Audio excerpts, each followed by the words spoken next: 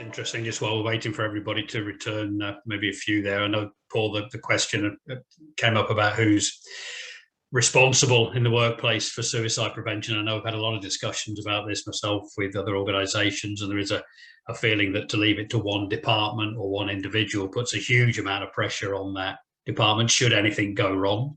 And maybe it's about having different departments responsible at different levels, and as all to be responsible in some way, of course, for looking out for others. But occupational health might have a responsibility at one level, HR at another, but it's a collective responsibility, but with clearly defined roles as well. So I think there's been lessons from the within the health service where there was a requirement to have a suicide prevention lead. There might even be some people on this event today who work in that environment, but it was, when you look at the ones that have made the most progress, there's usually somebody at a kind of project manager type level who's the suicide prevention lead, making things happen on the ground, and you've got a senior person at a director level who's championing it, and the combination of those two as a minimum.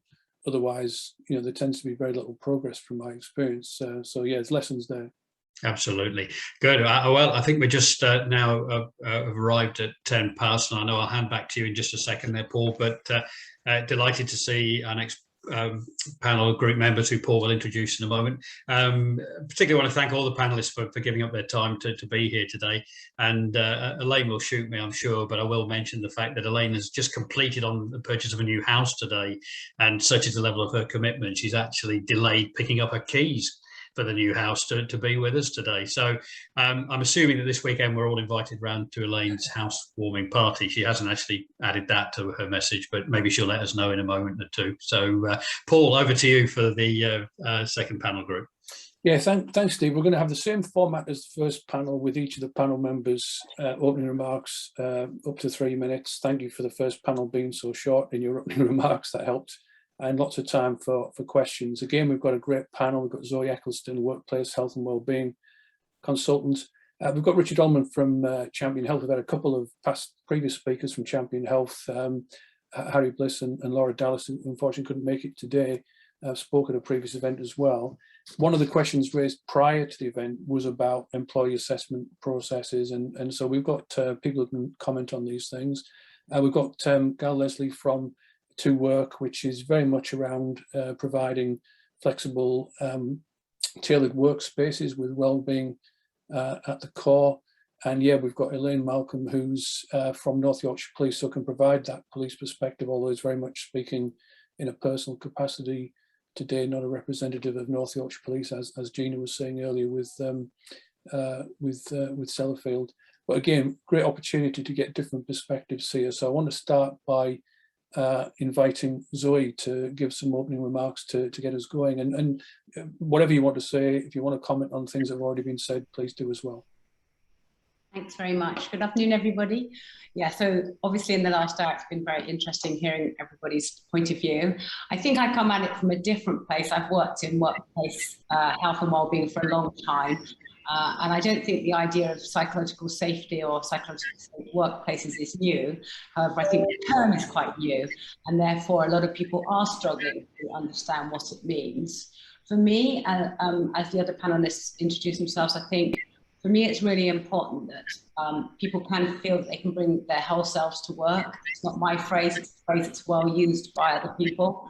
And I think that that's really important. And we often get similarities between other areas that have worked well and what we want to see working well. And I think over the last 20, 25 years where I've been working in this space, it's often been frustrating when we can see that sometimes without legislation around certain aspects, it's more difficult to get things in place in workplaces. So I think we often used to, in the old days, talk about health and safety, and safety had a lot of legislation around it, which made it easier sometimes to report on and put things into place and keep a focus as to why these things were important. So I'm interested today to have the conversation about well-being. It's always been there. It's always been really important that you can feel that you create a culture where people can bring their whole selves to work and be able to feel safe to support others, feel supported, have the conversations that they feel are important to them, and be able to act in their own integrity and feel very comfortable at work.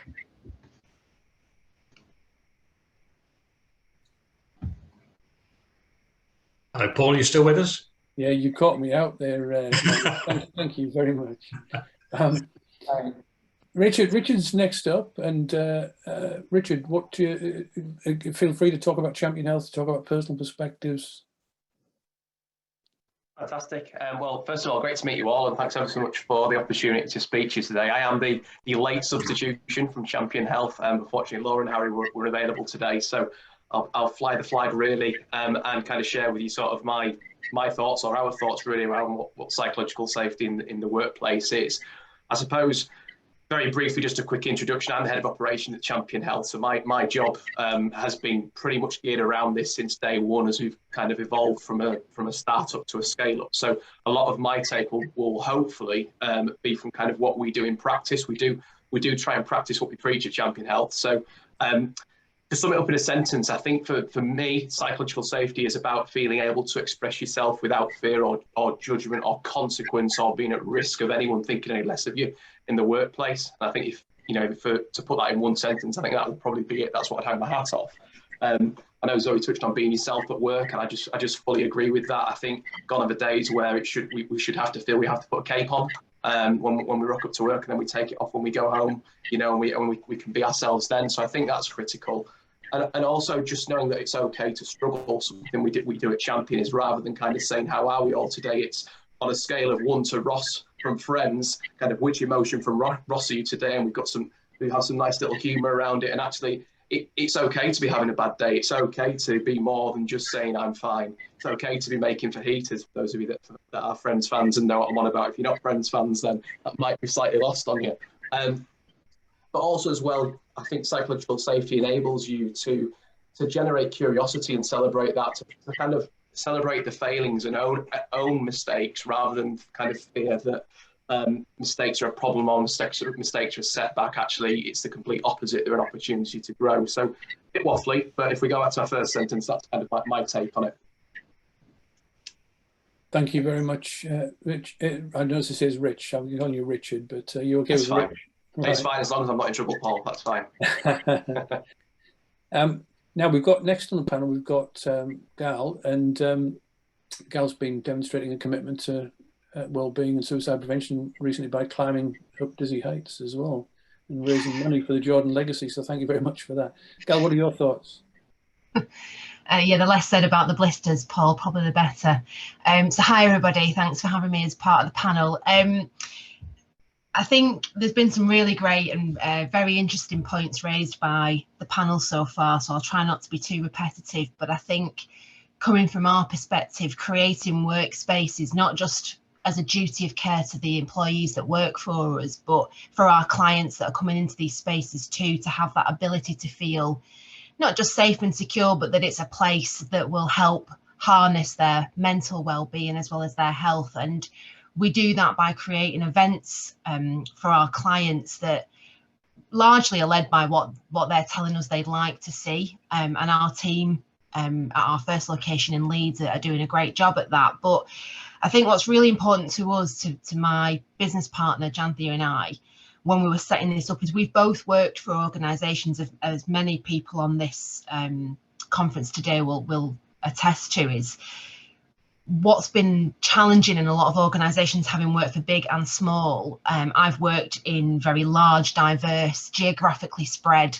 companies where you are nothing but a number and your opinion actually doesn't matter, right the way down to working for small family-run businesses where they know who you are, but your opinion still doesn't matter, and neither do your emotions, your well-being, etc. So when we were kicking off to work, one of the real key fundamentals for Janthia and I was, we know what we want to do and we know what we don't want to do. And actually what's really important to us as an organisation is taking care of those around us. So we have 2 already mental health trained team members and a third about to go on to actually the Jordan Legacies training next week, to recognise where we can help and support and make changes. There's no finger pointing. I think Zoe I think that phrase was perfect about bringing your whole self to work. I think that's actually really vital, that our team, along with ourselves, we're a very open book with our staff, probably a little bit more than we should be, but actually by being that way, they know who we are, we know who they are, and it's open door policy again with our clients as well. If they want to come and talk to us, tell us anything that they're concerned about in the workplace, then we're there to sort of support that. And as we scale our business and open more locations, that will become even more important to us. So things like this are really key and really interesting for me to hear everyone's different opinions and where their companies are or where their thoughts are, and how that will help us develop our strategies a little bit smarter going forward. So that's where we're at. Thanks, Gail. I'm already thinking of questions to follow up on the points that have been made, but let's complete our opening remarks from our panel members with the house mover, Elaine Malcolm. Hi everyone, and thank you. Thanks, Steve. Of course, you'll get an invite to my housewarming party, but I can't promise a castle this time, I'm afraid. Thanks. But everyone else, I'm Sergeant in North Yorkshire Police, as Paul introduced me. I'm Operational Mental Health and Suicide Prevention Lead. That is more partnership work in powers, policies, that type of thing. Not internal welfare, however, it does cross quite a bit. So that's how I met Steve. And I do quite a bit with internal welfare now. So I also talk a lot, so apologies. Paul will probably have to tell me when it's 3 minutes. Psychologically safe workplaces, what that means to me and from an emergency services point of view is actually encouraging everyone to show emotion, because we obviously go to quite a lot of traumatic things. We all suffer, whether it be police officer or staff, quite a lot of trauma. We have a high rate of mental health and poor mental health, and also suicides, unfortunately, for emergency services workers. So for me, the first part is encouraging people to talk about it and show emotion, and accept that it's okay to have emotions about things that we see, things that we go to, because if we can't do that, then the trauma is obviously not going to get dealt with. Personally, for me, I should have said at the start, actually, these are my opinions, and I'm here on a personal note, not representing North Yorkshire Police as such. So personally, I'm bereaved by suicide, and I've had this conversation with Steve on several occasions. In my family, for probably about 15 years, we didn't say the word suicide. And it was quite strange, and I know we've discussed it at length since then. But for me, getting people at work, getting police officers and staff to actually say the word suicide, because just that one word breaks that stigma, and so much follows on from that, and so much conversation, people asking for help and other events that we can put on. And I think that's just really helped, and that obviously has come from my own experience. And I'll leave that there, Paul, because I'll carry on talking for ages. I appreciate that, Elaine. Now, as I said, I didn't want to just go over the same ground as the first panel. I wanted to build on that. And you've talked a lot about creating a workplace where you can have conversations, where people feel safe having those conversations. I've actually worked with a number of people who've in coaching and counselling, where they feared even going into the workplace. They feared leaving the house and going into the workplace, and certainly feared having those conversations. There's been a lot of comments about not talking about suicide, but I'm interested to hear more from you about how you think we can create workplace environments where people do feel safe having those conversations. What do we as leaders need to do? What do we need to create in terms of culture, structure, processes to enable people to have those conversations, both openly in groups, but also feeling there's people privately that can go and have very frank conversations with one-to-one? I think, Paul, I would say certainly from my experiences and perspectives, both prior to joining Champion Health and at Champion Health, would be from leaders that there's that authentic vulnerability from them, and actually they're modelling that behaviour, that psychological safety that actually we want everybody to be part of, and to feel comfortable having conversations about how they're feeling, having more challenging conversations within the workplace. And I think when you've got leaders that are prepared to make themselves vulnerable openly to others within their teams, I think that can really be a strong first step within organisations. I've been very fortunate to particularly at Champion, to experience that firsthand through others. And it's very empowering to be on the other side of it. And actually, for me, it's a huge sign of strength, a huge show of strength from the leader who's prepared to do that, particularly, as I say, when it's done very authentically. So, what are your thoughts on this? Yeah, I think it's actually, that's a great point to think about the leaders. I think there's also something more about community.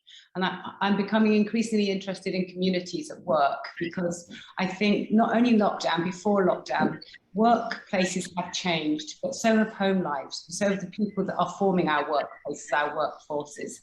And this is often overlooked. And I've been fortunate enough to work for some really big organizations, global organizations, and the ones that put in communities in the workplace are really, really, in my opinion, starting to do something really good. So when I worked at Bloomberg, we had someone from all across the world, and we have different cultures, we have different beliefs, we have different ways of celebrating, we have different celebrations in the year.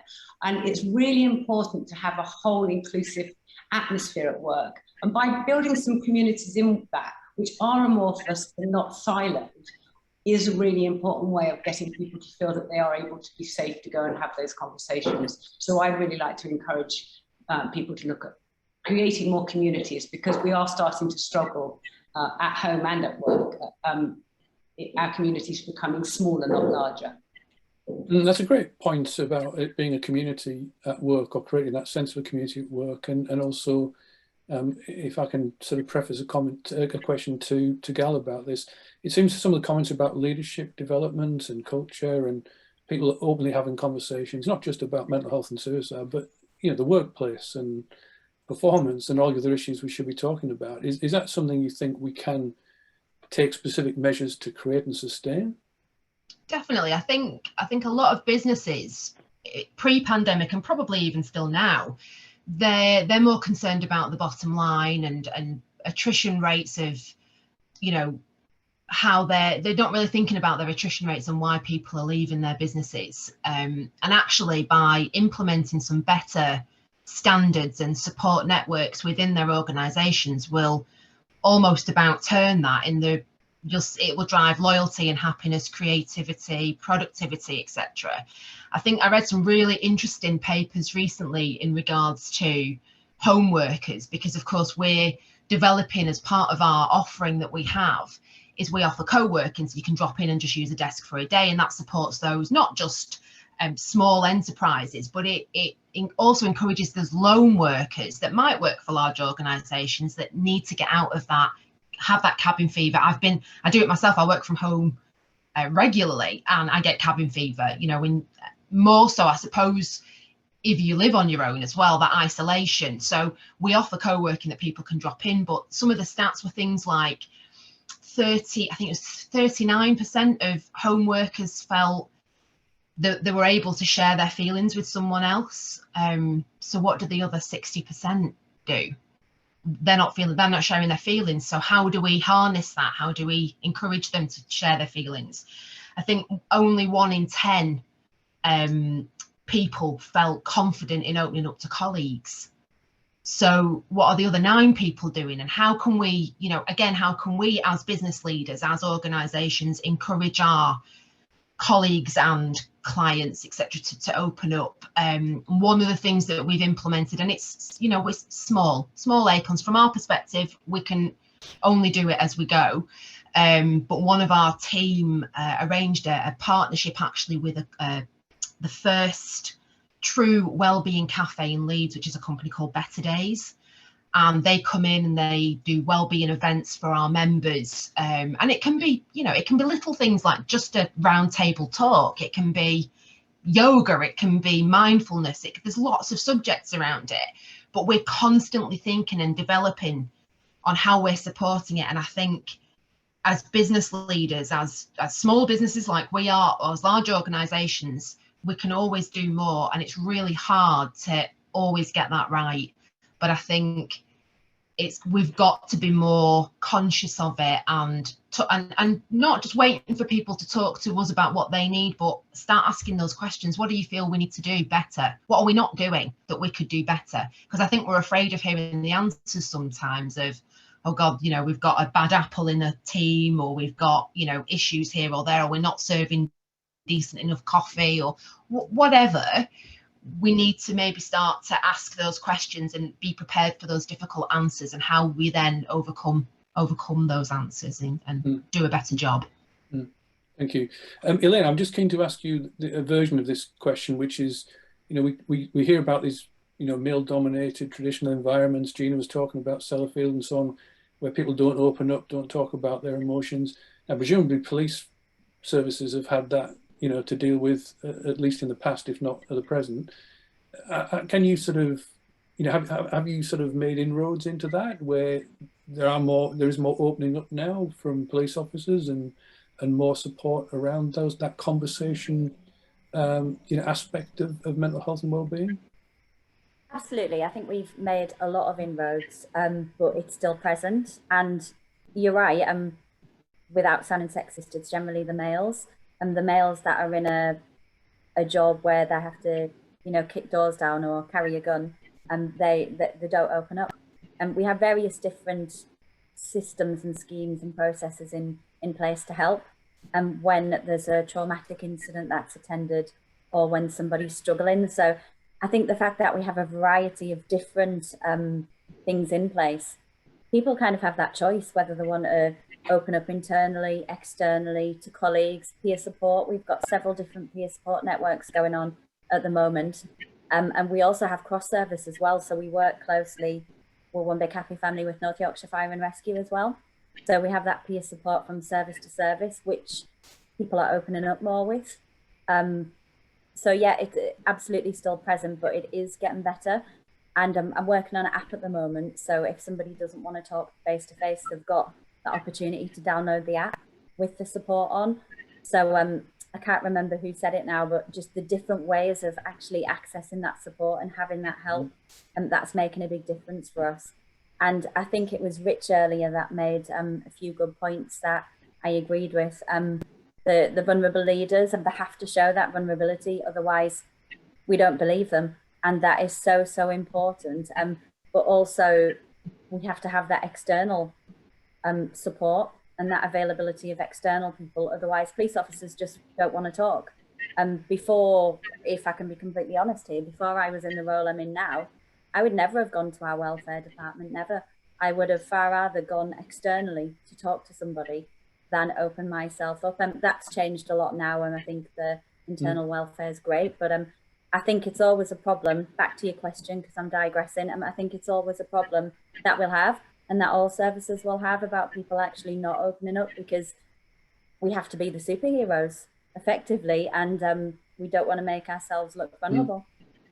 And just on that issue of support, internal and external, there's a question in the chat from Amanda asking about the benefit of having organisations, in this case such as Mind, Well Women's Centre. Obviously, there's lots of external counselling services and other support services available. But what to what extent is bringing external support and changing things internally the way of creating this psychologically safe, supportive environment? I think we need both. I think we need external and internal, and that's working for us. So in North Yorkshire, we have MERT, the Major Incident Response Team, and they work closely with a lot of our officers following traumatic kind of incidents. We get Quelfer Men in. We've had all sorts of different external agencies. My team work closely with Mind as well in the different locations, and the geography is difficult in North Yorkshire. So we do have different counties and Mind, but that really works because we put that on our sub-site as well for colleagues to go to for assistance, and people are happy to do that. So for me, I think it needs to be a mix of external and internal. I'm interested in other panel members, including Champion Health clients, Rich, from your perspective, to what extent it's internal support mechanisms, to what extent, obviously it's not either or, to what extent it's internal and external support, and what's the kind of, what are the key components of a support system for people? I think, as Elaine touched on there, really, it's a blend of both. I think with our member organisations that we support, where we see things done, what you would consider, say, best practice or done really well, is where they have those the external organisations that can provide that additional layer of expertise, but equally where they've got the internal wraparound that is that is really clearly communicated, that is transparent, and it's valued, and it's something that employees know how to access and know where it is. We often see things such as EAPs they're almost hidden. They're very difficult to find. The awareness of them is very, very low. We know typically that the uptake of an EAP is generally very low anyway, because of the reactive element to it. But the awareness of EAPs is something that we hear about very frequently, something that employees don't even know exists. Where we support organisations is that through our tech, we can actually shine some light on those support services that an organisation will have for their employees, whether it be their internal mental health check-ins or mental health first aid provision, or those additional external supportive pathways as well. So we work very closely with our members to make our tech kind of personalised and bespoke very much for each organisation. So going back to your question, I would agree fully with Elaine that it is a blend of both. Zoe? Yes, sorry if there's a lot of noise. I gave my dog a bone to chew to keep her quiet through this, but unfortunately you might get quite a lot of the noise associated with that, so sorry about that. Yeah, it's okay, not too bad. I like what Elaine was saying. We need one of all different types. One size doesn't fit all, we know that. We have to bring our whole selves to work as one of everybody. Therefore, what support people look for in organisations does need to be across the whole range too. So some people will want a very disparate, anonymised ability to talk to somebody. Other people will want a cup of coffee and a chat with a friend, not even necessarily somebody with training. So we have to respect and look at that. I think from my experiences with the clients I've worked with over the years, is really twofold, is that have a variety of organisations that are available and constantly monitor which ones are being used. Because if they're being used, then hopefully somebody is finding it helpful. I do find it quite interesting when I go in to help someone with their wellbeing strategy. They've got a whole plethora of organisations that they have on their books, but they never actually look to see whether they are being used or not. And I think that therefore could lead to confusion when somebody needs some support. We need an array of them, but we don't need so many that it's overwhelming when we look to know where to go. So I think Rich talks about EAP. EAP, in my opinion, seems to fall into two categories.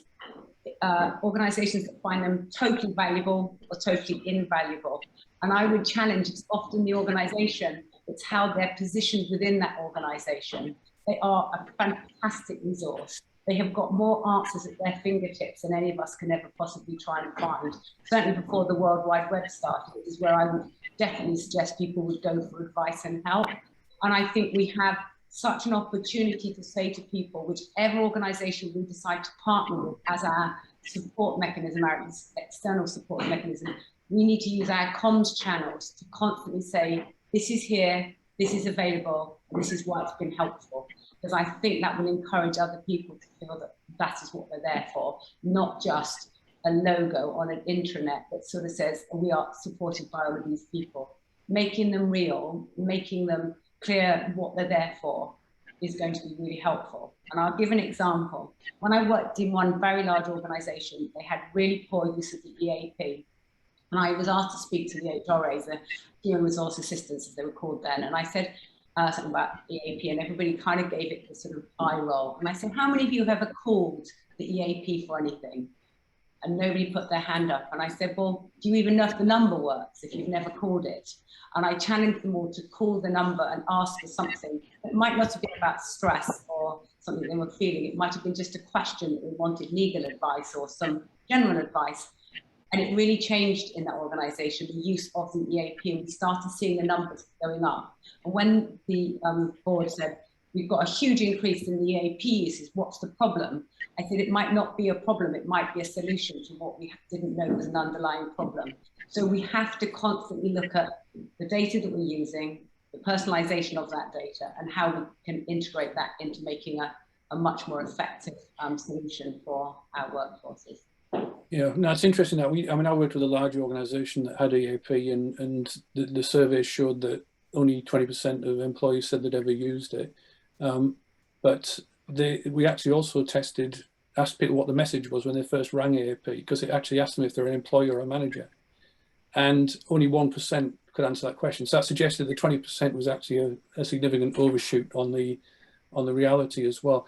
Gal, I mean, some of these things is kind of like EAP is like, for example, one of those things that people just assume is going to be part of a workplace kind of program on mental health and well-being, and certain things are kind of seen as optional, and counselling sometimes is seen as essential, sometimes it's seen as optional.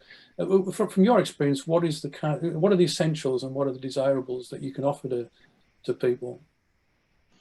I don't think that's an easy question to answer, to be honest, because I think it depends on the organisation and on the people.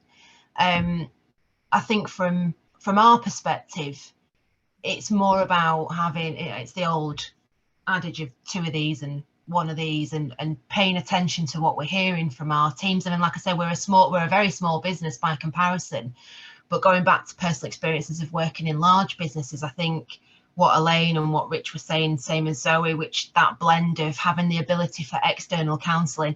I've worked in large businesses that had all of those things in place, but I didn't know about it because nobody really gives you that information in your induction in an organisation. It's just, there's the intranet if you need it.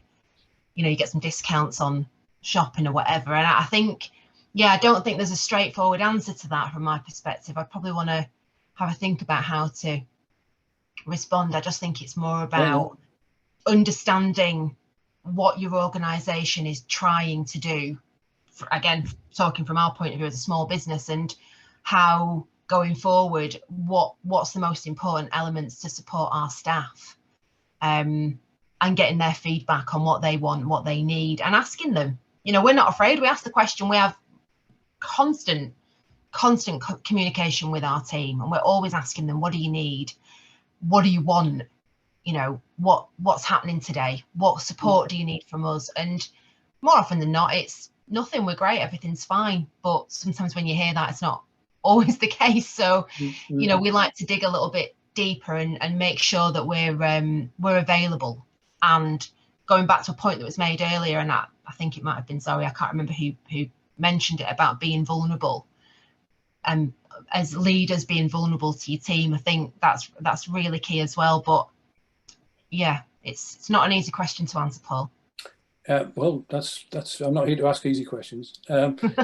What about let's specifically talk about suicide and suicide prevention. Again, this is the core of what the Jordan Legacy exists to do, to try and address this particular issue. And we've heard from the first panel about how it can be relatively easy to talk about mental health and well-being, but more difficult to talk about suicide and suicide prevention. From your experiences, given your personal and professional experiences, have you also experienced that, and have you taken that forward? Have you taken steps to get people to talk more openly about suicide and suicide prevention, or use training, or, you know, just give us some insights and experiences with regard specifically to suicide and suicide prevention? I'm happy. I'll start with, oh, sorry, Zoe. You go. It is something that I think somebody said at the beginning that it wasn't mentioned by the latest minister in using the word suicide. And I think that that's actually quite key. And so certainly a few years back, when I was trying to set up a mental health program at an organisation I was working for, back in the day before mental health was ever part of a health and wellbeing process. And I found it quite interesting how much money was being spent on health and safety within the driver community of that organisation. But actually there had been 2 suicides within the organisation. And when I went to the board and uncomfortably said, why are we not actually supporting this area, and called out that there had been 2 suicides, I was really pleased that immediately they did stand up and say it has been an area that hasn't been called out and hasn't been looked at before. And then at that point, that organisation was one of the earlier adopters of Time to Talk, Time to Change, and signed up to the organisation to try and get people to share their experiences more at work. So I think we do need to call it out more. I think it's complicated. But it's certainly something that I try and raise with organisations that I'm interacting with. And sadly, it often takes a suicide for that conversation to start, doesn't it? Elaine? Yeah, we didn't really talk about suicide in our organisation internally, aside from sad suicides that we may have attended. And this year, I started in role late last year, and this year it was my mission. I know I said my personal story earlier, but to get the organisation talking about suicide. And at the start, it was quite difficult because I didn't know what reaction I would have. So when I put the first internal comms out, I was worried, thinking I might end up getting sacked because, you know, I was straight to the point talking about it because that's what we need. It went really well, and that moved on to Mental Health Awareness Week when I met with Steve, and we put Steve and Jordan's story out, and everybody just started to talk. People were contacting me internally to talk about suicide, to talk about Steve, to talk about Jordan, and nobody's stopped since. It's kind of been one big movement almost internally, and we were fortunate enough this month on the 10th of September to hold our first ever internal suicide awareness and prevention conference, and that was across police and fire. And again, I was slightly worried, thinking, will anybody turn up? Will they not? And we had about 220 people that attended, and I have to say this, Steve, it was inspired by Jordan. I keep getting into trouble off Steve for saying it was inspired by Steve. It was inspired by Jordan. And we held it for Jordan, really. And Steve was with us all day, give a talk. And the feedback that we've had is just amazing. People have told me their stories. I can't obviously say too much, but people have sought help as a result. And that's just because we've talked about suicide and suicide awareness and prevention. And it just makes me happy. And I know that might sound really weird, but it does make me really happy that we are talking about it and that we're making a difference just by mentioning the word and by hearing people's stories, such as Jordan and Steve's. That's fantastic to hear. Thank you for that, Elaine. Rich, I'm interested from a Champion Health perspective, because your founder, Harry, talks openly about suicide and suicide prevention, and presumably as an organisation you talk openly about it. What about with your clients? I mean, how do you start a conversation like that where there hasn't been a suicide, there hasn't been a specific trigger? Have you got any thoughts on how organisations can start a conversation like that? Yeah, absolutely. I mean, you touch on there the story of Harry's story in particular. Kind of, it's very much the fire in the belly within the business. Harry tragically lost a friend who took their own life, a friend and a mentor, 2 or 3 years ago after the business had just formed. And it's something that it's not lost on us as a team. The influence that had on Harry individually, but also on everybody that was around his close friend. Obviously, we know Steve really well. Steve's a massive part of the work we do also. It's not an easy, I suppose it's never going to be an easy conversation to have with our members and with our clients about how they get that conversation started and how they bring that to the top of their agenda. But difficult conversations are the ones that need to be had. They're the ones that we need to be talking about more often, rather than sort of sidestepping them and putting them to the side and avoiding them. So I think part of our job is to be advocates of that and to bring it to the top of the conversation, to bring it onto the agenda. Part of the support we provide through our health assessments enables organisations to get an anonymised insight into the potential risk that they may have across their workforce, and that provides us some of the statistics that we gather on behalf of the business. That provides us an opportunity to and permission really to get that conversation started and to bring it to the forefront with them.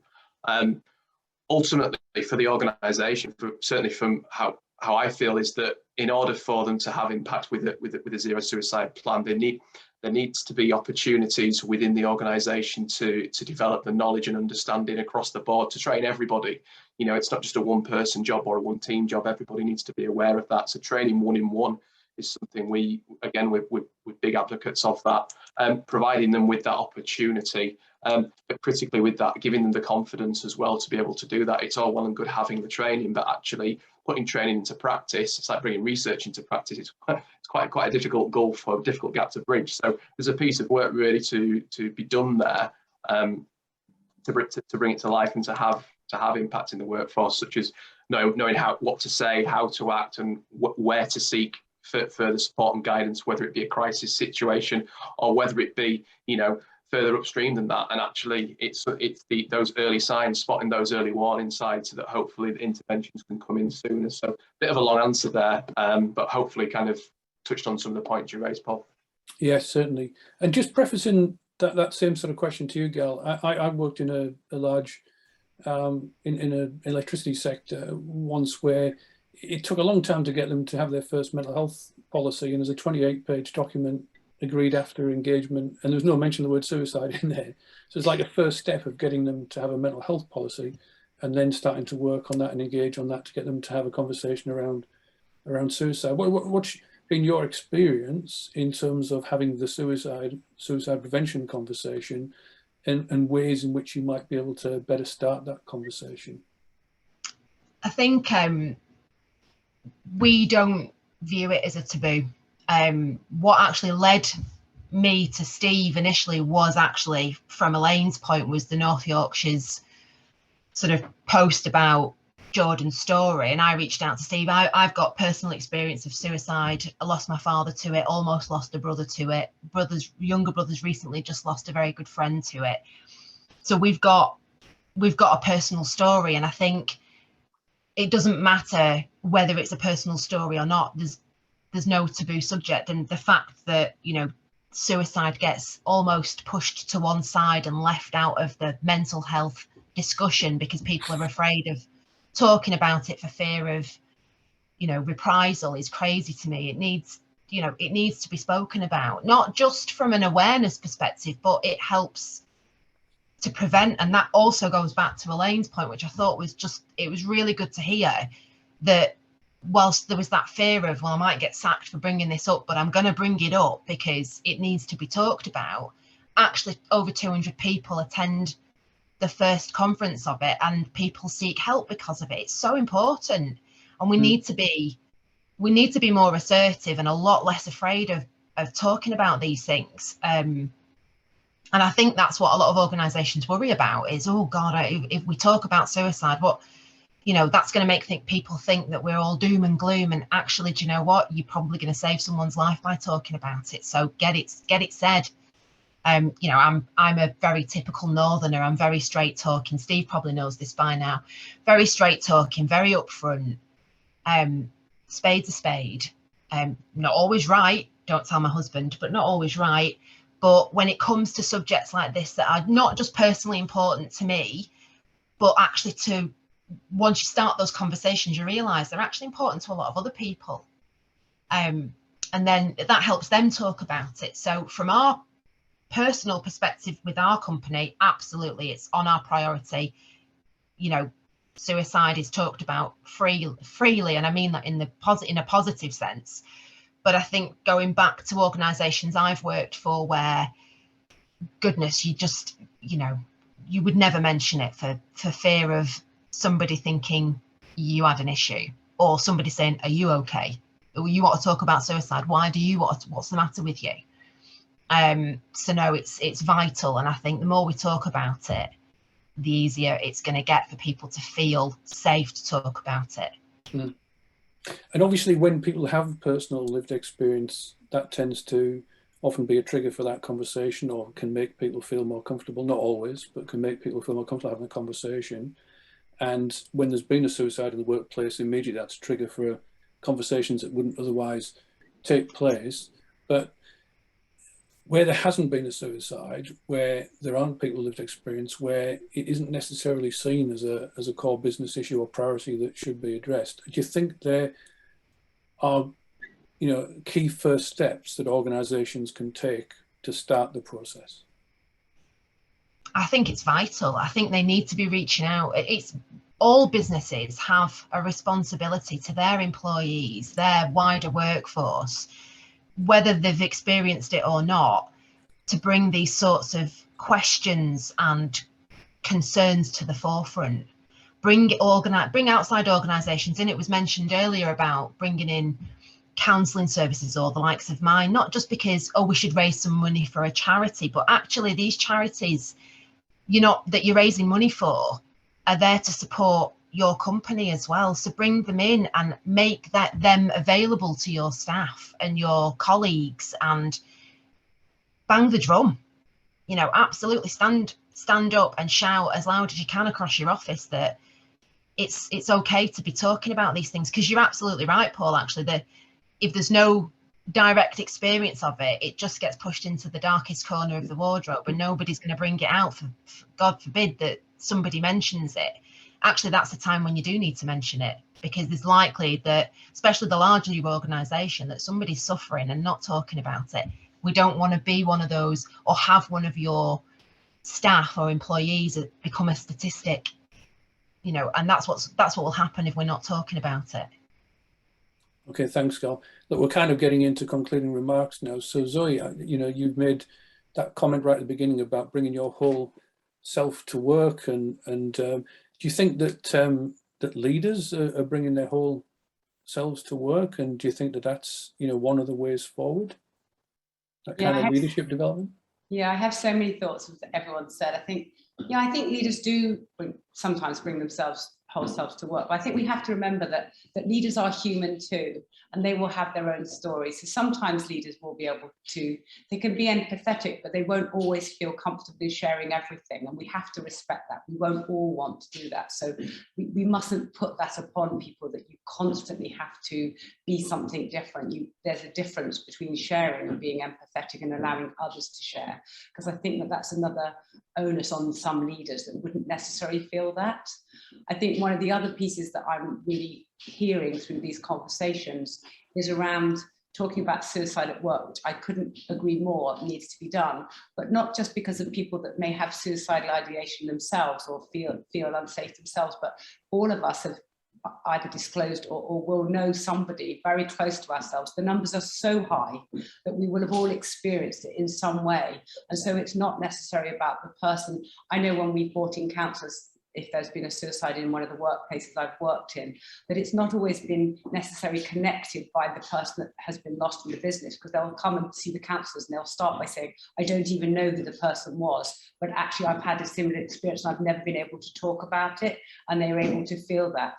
And I guess my last conclusion is, I do hope it's going to change. I remember going to see the BITC when they had first launched their Want to Talk About Suicide More, and Louise Aston standing up and reminding people that we no longer use the term commit suicide.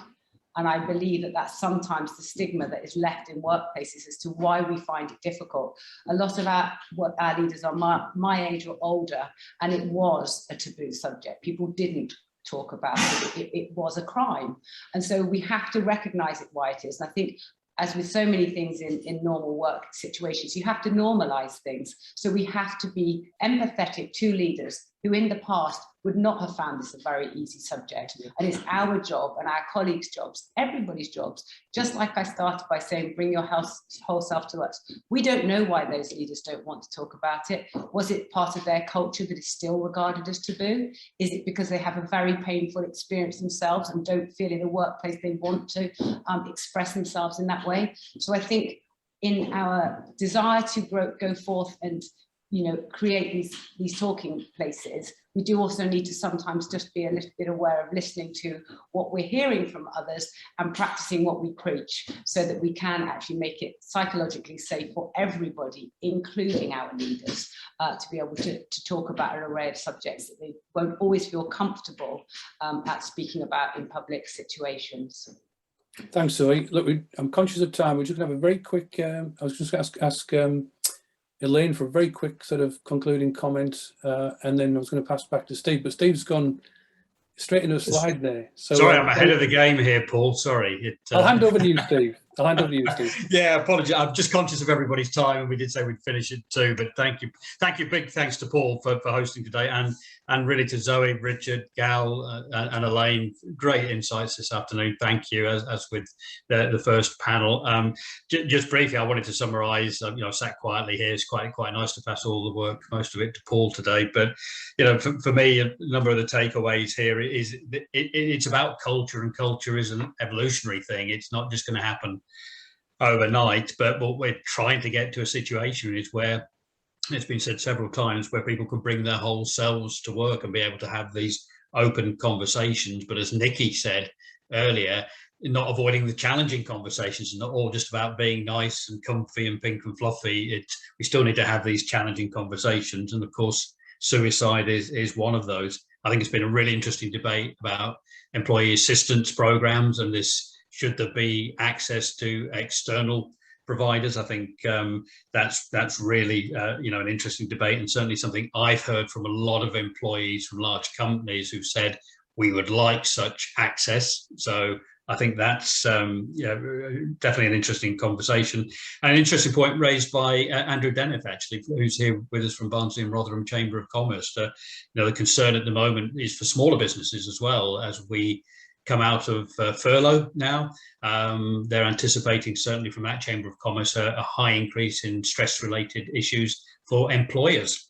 So we talked a lot about employees today, but clearly employers themselves are struggling. So what kind of contingencies and support are available for them there? So I think there's been some really interesting points, and I just wanted to thank everybody. And as a kind of final word from me before I just finally hand back to yourself, Paul, just a quick reminder for everybody that on December the 1st in Harrogate, we have our Hope for Life conference, and the culmination of 2 years now almost since we lost Jordan, which will be on the 4th of December. We're holding this conference with some amazing, inspiring speakers from Johnny Benjamin, MBE, many of them know from The Stranger on the Bridge documentary, to James Ketchell and Shona Hirons and Big Ian Donaghy. We've got some really incredible speakers and some other interactive events going on through the day there. So that will be held in Harrogate between 10 a.m. and 4 p.m. So details on the jordanlegacy.com website under news and events, or please just drop me a line if you'd like more information. I'd like to gift a ticket to somebody to give them a bit of hope as we go into 2022. So thank you, Paul. I'll just hand back to you for a final word. Yeah, just very final mop up. Some comments in there. Elaine's put in a comment in the chat about post-vention suicide bereavement support. I think that has advanced a lot, and obviously that starts conversations. We've had past events. I was involved in an event for Suicide Prevention Day last year where we had 15 speakers. We thought we had 7 of the 15 with lived experience, which we wanted to bring out lived experience. Turned out we had 11 of the 15 with lived experience once everybody opened up and felt in a safe environment to open up. So it is about creating that safe environment. And just I'd like to also, in the spirit of raising awareness, we're talking about people in the workplace. Obviously there are some people outside of the workplace, including some of those people at highest risk and in danger at the moment, those losing their jobs. We've had comments in there about the end of furlough scheme. Sometimes people actually go from quite high support environments to no support environments when they lose their jobs. We know that people lose access to IT and all sorts of things, very disruptive. But Gal used the word disrupt in the chat there, and I like that. I think we should be disruptive. So we want to be supportive, but sometimes it's not going to happen without a disruption, without an intervention, without somebody starting a conversation somewhere. I'd like to thank Steve for the opportunity to work with the Jordan Legacy on these events. I've found them really insightful and useful. And we also talked about a community at work earlier. And this is a community. The Jordan Legacy has become a community, and there is a formal community hub that Steve has set up. If there's anybody who wants to join in on any of this, please just contact us or contact Steve.